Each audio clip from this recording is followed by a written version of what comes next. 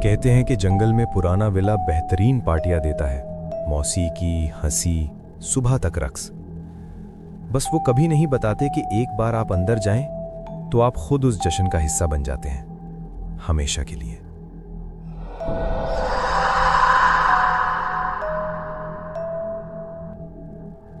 मेरा नाम राहुल है।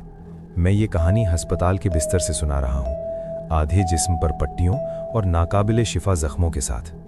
डॉक्टर कहते हैं कि मैं खुशकिस्मत हूं कि जिंदा हूं। वो नहीं जानते कि मैंने क्या बर्दाश्त किया, विला के बारे में नहीं जानते, उस लानती जगह में जो हमने देखा। लेकिन मुझे किसी को बताना जरूरी है। मुझे लोगों को खबरदार करना है, इससे पहले कि मजीद लोग जंगल में गायब हो जाएं। ये सब एक अहमकाना चैलेंज के तौर पर शुरू हुआ। वो किस्म के काम जो बोर कॉलेज के बच्चे करते हैं जब वो गर्मियों की छुट्टी में अपने गांव वापस आते हैं। मेरे दोस्त और मैं, हम 5 थे, समीर, प्रिया, ज़ारा और अली। हम सब गांव में साथ बड़े हुए थे, जिसके इर्द गिर्द घना जंगल था। वो जगह जहां हर कोई आपका नाम जानता है, जहां हर रात बिजली जाती है और सबसे करीब शहर 3 घंटे बस की दूरी पर है। एक शाम हम बैठे थे, सिगरेट पीते बातें करते कि गांव कितना बोर है। तब समीर ने बात छेड़ी, तुम लोग कभी जंगल में पुराने विला के बारे में सुना है? हम सब ने सुना था, गांव वाले सब जानते थे। एक खाली महल जो दहाइयों पहले किसी अमीर खानदान ने बनाया था, 3 मंजिलें जंगल में छिपी हुई, 5 किलोमीटर दूर। मैंने सुना है कभी वहां से मौसीकी आई थी, प्रिया ने कहा, जैसे पार्टी हो रही हो। लेकिन जब मेरे भाई ने चेक करने गया, जगह मुकम्मल तौर पर खाली थी।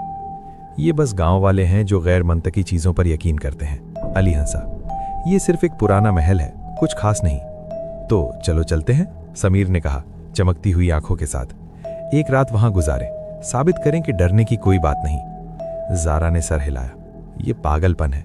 मेरी दादी कहती हैं वो जगह चुड़ैल की है, वो औरत जो जवानों पर भूख रखती है। चुड़ैल? अली ने नाक सुकड़ कर कहा, तुम वाकई ऐसी चीजों पर यकीन करती हो? मुझे ज़ारा के साथ होना चाहिए था, मुझे नहीं जाना चाहिए था। लेकिन मैं जवान और बेवकूफ़ था और नहीं चाहता था कि किसी को लगे कि मैं बुज़दिल हूं। मैं चलूंगा, मैंने कहा। हमने अगले जुमे की रात का मंसूबा बनाया, नई चांद की रात, जब जंगल सबसे अंधेर होगा। हमने अपने वालिदैन को बताया कि हम दरिया के किनारे कैंपिंग करने जा रहे हैं। बैग पैक किए, टॉर्च, खाने और बोतलें जो हमने अली के वालिद की दुकान से चुराई थीं। हमने सूरज गुरूब होने पर रवाना हुए, पुराने जंगली रास्ते पर चलते हुए जो गहरे दरख्तों में ले जाता था। जंगल हर कदम के साथ घना होता गया। गांव की आवाजें दूर होती गईं, नमाज की आजान, मोटरसाइकिल की घंटियां, भौंकते कुत्ते, और सिर्फ हमारी सांसों और पत्तों की सरसराहट सुनाई दी। 1 घंटे के बाद हमने उसे देखा, विला। ये मेरी सोच से बड़ा था। 3 मंजिलों की जवाल पजीर शान, स्तून दरवाजे पर और बालकनियां जो कभी खूबसूरत बाग की तरफ देखती थीं। अब बाग जंगली पौधों और बेलों का उलझा हुआ जाल था। खिड़कियां तारीक और टूटी हुई थीं, दीवारें काई और रेंगती बेलों से ढकी हुई थीं। लेकिन सबसे अजीब चीज खुशबू थी। कोई पुरानी नमी या सड़न की खुशबू नहीं, परफ्यूम। तुम लोग ये खुशबू महसूस कर रहे हो? प्रिया ने सरगोशी की। हम सब ने महसूस किया। शायद सिर्फ फूल हो, अली ने कहा, लेकिन यकीन से नहीं। फ्रंट डोर खुला था, ये चिरचिराते हुए खुद ही खुल गया। अंदरों में हमारी टॉर्चों ने एक शानदार दाखिल हॉल दिखाया। एक बड़ी सी जंग आलूद सीढ़ी, टूटे फूटे फर्नीचर, दीवारों पर फटे हुए तस्वीरें, सब कुछ एक खाली महल जैसा ही था, सिवाय एक चीज के, कोने में ग्रामाफोन। ये देखो, समीर ने कहा करीब जाकर। पुराना ग्रामाफोन मेज पर चमक रहा था, जैसे आज ही साफ किया गया हो। इसके साथ रिकॉर्ड्स का एक ढेर, फटे हुए लेकिन मुकम्मल। ये नामुमकिन है, ज़ारा ने कहा।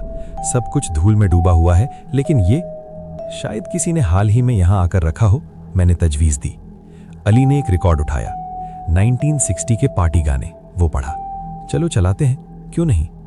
तुम पागल हो, प्रिया ने कहा। हमें नहीं मालूम ये काम करेगा भी या नहीं। लेकिन समीर पहले ही हैंडल घुमा रहा था। रिकॉर्ड पर रखी, मौसीकी शुरू हुई। ये पुरानी पार्टी मौसीकी थी, खुशगार, खुशगवार, वो किस्म जिस पर लोग शादी या तकरीबों में रक्स करते हैं। आवाज नाकाबिले यकीन साफ थी, महल में गूंज रही थी। और फिर हमने हंसी सुनी, शुरू में दूर से, ऊपर की मंजिल से, लोगों की बातें, हंसी, खुशी की आवाजें। कोई यहाँ है, मैंने मैदे में सनसनाहट के साथ कहा। हम जम गए सुनते हुए।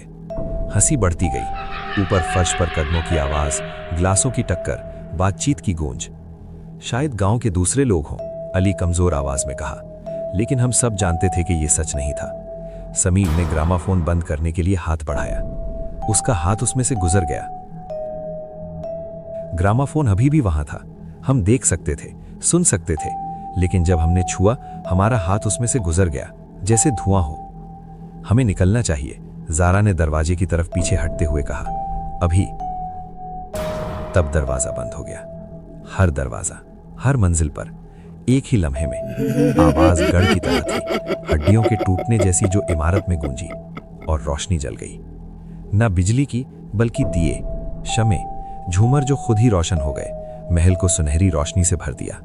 मौसीकी जोर से बजने लगी, हंसी कानों में गूंजने लगी, और सीढ़ी के ऊपर हमने उसे देखा। वो खूबसूरत थी, नाकाबिले यकीन खूबसूरत, लाल लिबास में जैसे रेशम और खून से बनी हो, जेवरात जो रोशनी में चमक रहे थे, बाल लंबे तारीक पीछे बह रहे थे, जिल्द सफेद बेदाग। लेकिन उसकी आंखें गरत थीं, पूरे काले, न सफेदी न पतलियां, सिर्फ लामहदूद तारीकी। खुशामदीद, उसने कहा, आवाज शहद और टूटे शीशे जैसी थी। मेरी पार्टी में खुशामदीद। मैं मेहमानों का इंतजार कर रही थी। वो सीढ़ी से आहिस्ता नीचे उतरी। इसके पीछे साए हरकत कर रहे थे, इंसानी लग रहे थे लेकिन ठीक नहीं, पुराने कपड़ों में झूलते, हरकतें अजीब। मेरा नाम महनाज है, लाल लिबास वाली ने कहा, और ये मेरा घर है। तुम डरने की बात ना होने का सबूत देखना चाहते थे, है ना? हम सब बोल नहीं सकते थे।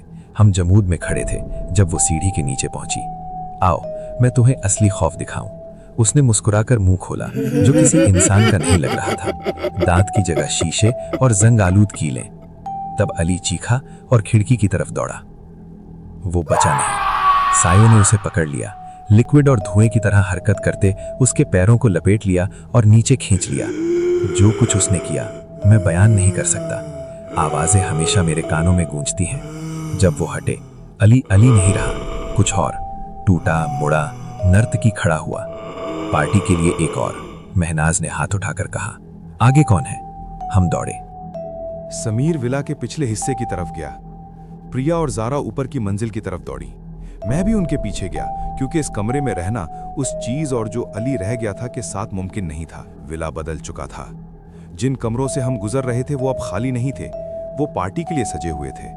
मेजों पर ताज़ा लगने वाला खाना रखा था, लेकिन उसकी बदबू सड़ांत की थी। क्रिस्टल के गिलासों में माया था, जो शराब से बहुत ज़्यादा काला लग रहा था। और हर जगह वो साए नाच रहे और हंस रहे थे। आवाज़ें ऐसी कि जैसे चीखें हों। हम दूसरी मंजिल पर एक बेडरूम में पहुंचे और दरवाज़ा जोर से बंद किया। फर्नीचर के जरिए उसे रोका। ये क्या है? प्रिया रोकर बोली। ये क्या है? चुड़ैल है, ज़ारा ने कहा। उसका चेहरा सफ़ेद था। मैंने तुम्हें बताया था, मेरी दादी ने बताया था। उसने कहा कि विला पहले एक औरत महनाज की मिल्कियत था, जो 1960 की दहाई में शानदार पार्टियां करती थी। खूबसूरत, अमीर और हमेशा जवान दिखाई देने की ख्वाहिश रखने वाली। जब वो बूढ़ी हो गई और अपनी खूबसूरती खो बैठी, तो वो बर्दाश्त नहीं कर सकी।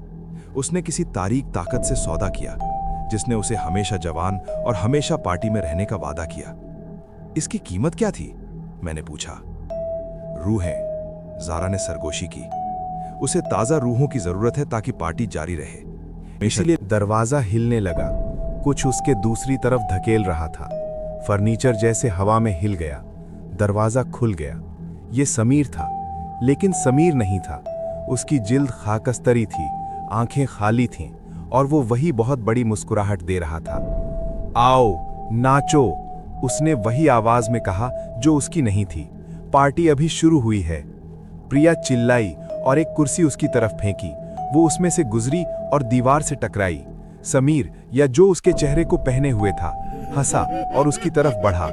मैंने ज़ारा और प्रिया को पकड़ा और खिड़की की तरफ खींचा। ये 2 मंजिला गिरना था, लेकिन यहां रहने से बेहतर था। हम कूद गए। हम दौड़े, जंगल चीरते हुए, कांटों और झाड़ियों में गिरते पड़ते, बस दौड़ते रहे। पीछे से मौसीकी आ रही थी, हंसी और किसी के रोने की आवाजें। हमने पलट कर नहीं देखा। गांव की पहली बत्ती नजर आई तो हमारी टांगों ने साथ छोड़ दिया। लोग जमा हो गए। किसी ने एम्बुलेंस बुलाई, किसी ने सवाल किए। मैं होश खो बैठा। जब आंख खुली तो रात के 12 बज रहे थे। मैं अस्पताल के बिस्तर पर था, आधा जिस्म पट्टियों ने लिपटा हुआ। परिया और जारा पास नहीं थी। कमरा खामोश था, हद से ज्यादा खामोश।